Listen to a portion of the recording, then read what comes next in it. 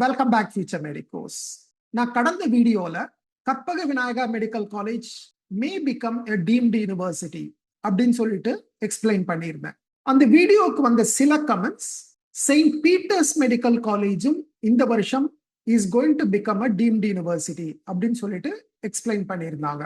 அதை தொடர்ந்து நான் செயின்ட் பீட்டர்ஸ் மெடிக்கல் காலேஜ் பத்தி கொஞ்சம் ரிசர்ச் பண்ணேன். ஸோ நம்ம கொஞ்சம் ஹிஸ்டரியில பின்னாடி போய் பார்க்க வேண்டியதா இருக்கு. ஏன்னா இந்த saint Peter's medical college establish பண்ண இயர் 2021. ஸோ ஃபர்ஸ்ட் என்ன ட்ரை பண்றாங்கன்னா, actually saint Peter's institute of higher education and ரிசர்ச்ங்கிற deemed university, they wanted to set up a medical college off campus. அவங்களுடைய மெயின் கேம்பஸ் இல்லாம தனியா வெளியே ஒரு இடத்துல ஒரு மெடிக்கல் காலேஜ் செட்டப் பண்ணணும் ட்ரை பண்றாங்க. அதுதான் 2021 அவங்க ட்ரை பண்றாங்க.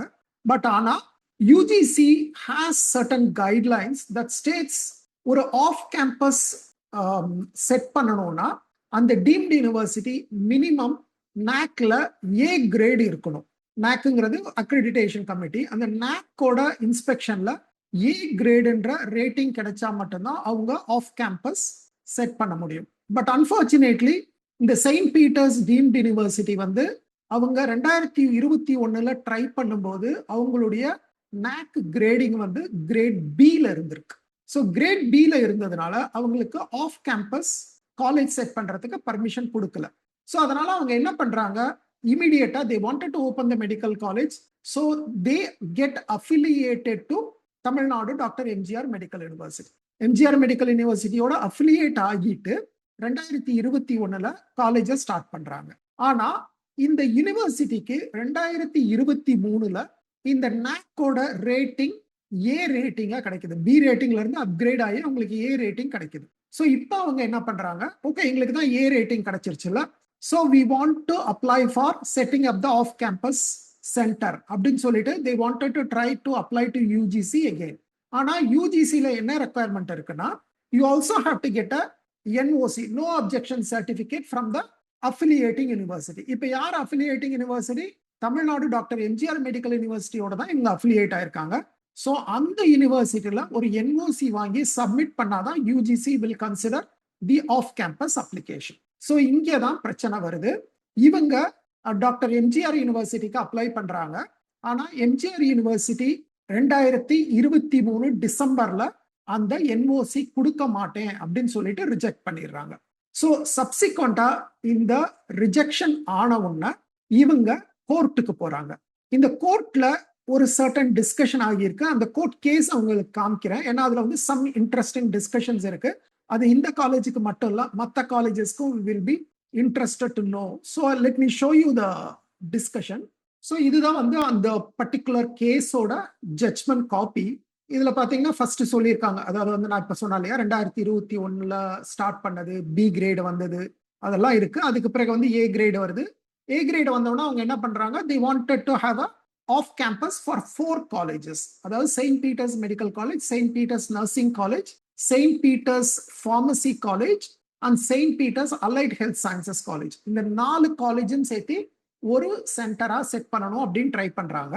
இது 2023 டிசம்பர்ல ட்ரை பண்றாங்க, அக்டோபர்ல ட்ரை பண்றாங்க. அக்டோபர்ல they are applying to Tamil Nadu doctor MGR medical university 9th October 2023.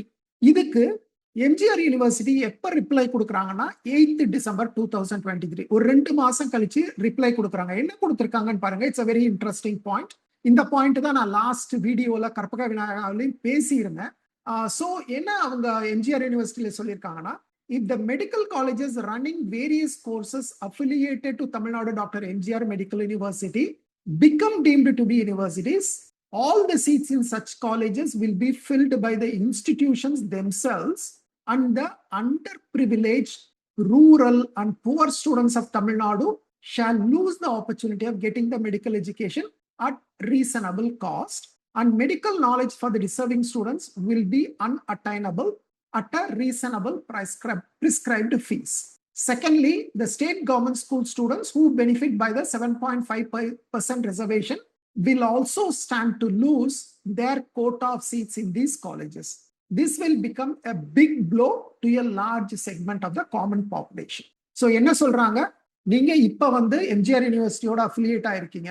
நீங்க வந்து டீம்டு யூனிவர்சிட்டியா ஆனீங்கன்னா தமிழ்நாடு ஸ்டேட் கோட்டால நீங்க சீட் கொடுக்க மாட்டீங்க. கவர்மெண்ட் கோட்டா கிடைக்காது. 7.5% கவர்மெண்ட் ஸ்கூல் கோட்டா இருக்காது. ஸோ நார்மல் ஸ்டூடெண்ட்ஸ் ஒரு மினிமல் ஃபீஸ், அதாவது வந்து 5 lakhs கவர்மெண்ட் ஃபீஸ் கட்டி படிக்கக்கூடிய வாய்ப்பு போகுது. 7.5% ரிசர்வேஷன் கவர்மெண்ட் ஸ்கூல் ஸ்டூடெண்ட்ஸுக்கு இருந்தது, அதுவும் பறி போயிடும்.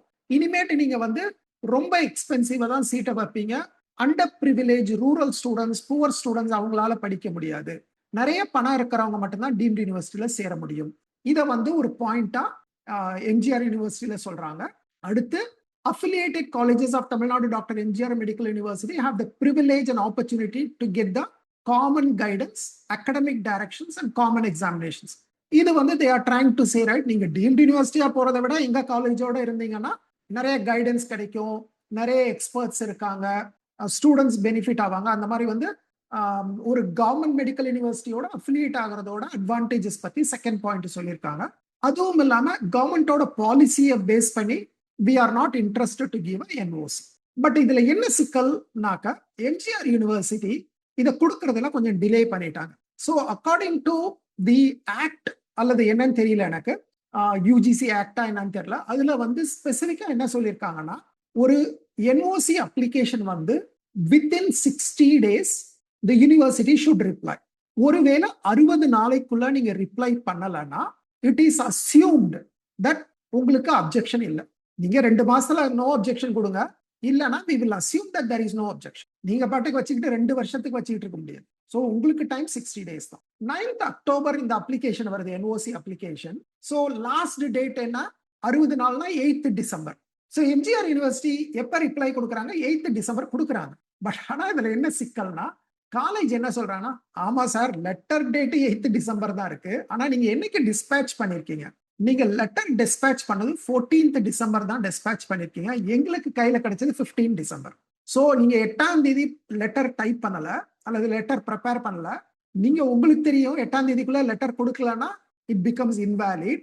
சோ அதனால நீங்க வந்து டேட்டை வந்து முன்னாடி போட்டு 8ஆம் தேதின்னு போட்டு, ஆனா 14ஆம் தேதி தான் நீங்க லெட்டரை அனுப்புறீங்க, அதனால நாங்க இதை ஒத்துக்க முடியாது, நாங்க 8ஆம் தேதியே உங்க லெட்டர் வரலன்னா உங்களுக்கு அப்ஜெக்ஷன் இல்லைன்னு நாங்க முடிவு பண்ணிட்டு we have applied to UGC. இதை தான் வந்து கோர்ட்ல அவங்க வைக்கிறாங்க ஆர்கியூமெண்டா.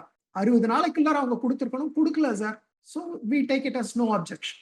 அந்த கோர்ட்ல வந்து இதெல்லாம் லிசன் பண்ணிட்டு கோர்ட் ஒத்துக்குது காலேஜோட ஆர்கியூமெண்ட்டை. எஸ், 60 daysக்குள்ள அவங்க ரெஸ்பான்ஸ் கொடுக்கல, ஸோ ரெஸ்பான்ஸ் கொடுக்கலன்றதுனால we can assume that the university has no objection. அதுவும் இல்லாம கோர்ட் என்ன சொல்லுதுன்னா, நீங்க ஸ்டேட் பாலிசி எல்லாம் சொல்லி அவங்களுக்கு ரிஜெக்ட் பண்ண முடியாது.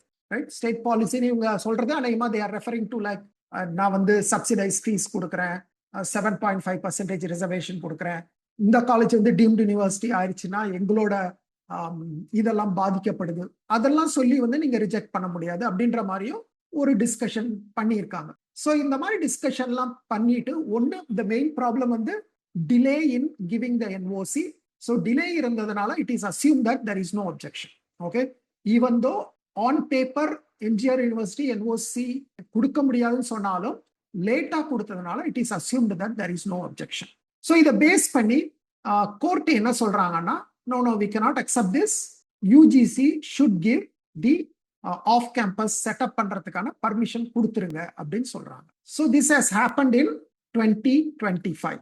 ஸோ 2025ல இது நடந்த உடனே UGCக்கு வேற வழி இல்லை, they have given the no objection certificate or the permission to set up the off-campus center. I will show you the letter. So இதுதான் UGCல கொடுத்திருக்கிற permission for the off-campus center. எப்ப கொடுத்திருக்காங்க, 10th February 2026ல இது கொடுத்திருக்காங்க. 2025 அந்த கேஸ் நடக்குது, அதுக்கு பிறகு February 2026ல இது கொடுக்குறாங்க. என்ன சொல்லியிருக்காங்க, St. Peter's Institute of Higher Education and Research deemed to be university submitted an online application to start an off-campus center at Hosur by taking over the following 4 affiliated colleges of the Tamil Nadu Dr. MGR Medical University as per the UGC regulations 2023. இந்த college medical college, nursing college, pharmacy college, allied health sciences, இந்த 4ம் MGR university affiliation வந்து they want to move to deemed university status. சரி, இப்ப என்ன சொல்லியிருக்காங்க UGC, UGC இங்க approval கொடுத்துட்டாங்க. But at the same time what they are saying, we hereby accord approval to start an off campus center. நீங்க start பண்ணிக்கலாம்.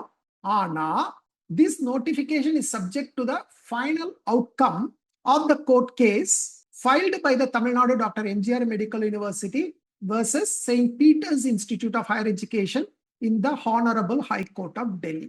UGC approval கொடுத்துட்டாங்களா? கொடுத்துட்டாங்க. But that is a conditional approval. Conditional on what? Based on the outcome of the court case in High Court of Delhi. இப்போ அந்த கோர்ட்டோட proceedings நான் போய் பார்த்தேன். அந்த case என்ன ஸ்டேட்டஸ்ல இருக்கு, எம்ஜிஆர் யூனிவர்சிட்டி ஃபைல் பண்ண கேஸ் என்ன ஸ்டேட்டஸ்ல இருக்குன்னு பாத்தீங்கன்னா, அது இன்னும் வந்து ஃபைனலைஸ் ஆகல, ஃபைனல் வேர்டிக்ட் வரல. அடுத்த ஹியரிங் வந்து ஆகஸ்ட்ல தான் நடக்குது, right? Next month some date கொடுத்துருக்காங்க. ஆகஸ்ட்ல it's going to be the next hearing. So this is the whole story. So இப்போ யூஜிசிக்கு no objection, but Tamil Nadu doctor MGR university there is objection. இப்போ currently what will happen? Straight away, St. Peter's Medical College, will it be accepted as a deemed university while the court case goes on? Alladu, will it continue to be affiliated to MGR University until the court gives their final judgment? Adu namakku theriyala. So once again, we don't know whether it is going to continue the status or it's going to be converted to deemed university. So we have to wait for the court judgment, and we also have to wait for the seat matrix. Seat matrix vanda da idukana solution lam theriyum. Probably counseling may go to August. I don't think counseling is going to happen in July for Tamil Nadu. Certainly it's going to go to August. So probably on the time la judgment vandiruchana, then it will be much more clear. But August la judgment varalana என்ன decision எடுப்பாங்க Tamil Nadu selection committee நமக்கு தெரியல. So we have to wait and see. Unfortunately, if it becomes a deemed university ஆயிடுச்சுன்னா, then நான் போன வீடியோல சொன்ன மாதிரி தான் Tamil Nadu students are going to lose out. They are going to lose government seats. They are going to lose the opportunity to get seats at a lower fees. The seats in St. Peter's will become all India status. யார் வேணா compete பண்ணலாம். ஃபீ structure எங்கேயோ போயிடும், 20 lakhs to 30 lakhs அந்த ரேஞ்சில் கொண்டு போய் வச்சிருவாங்க. So for Tamil Nadu students, continuing with MGR University is better for Tamil Nadu students. But என்ன நடக்கும்ன்றது நமக்கு தெரியாது. இதுதான் current status. So it's not very clear. We cannot conclude that it has become a deemed university. So on the conclusion, இன்னும் வராதீங்க. We have to wait and see what is going to happen. Hope that information is useful to you.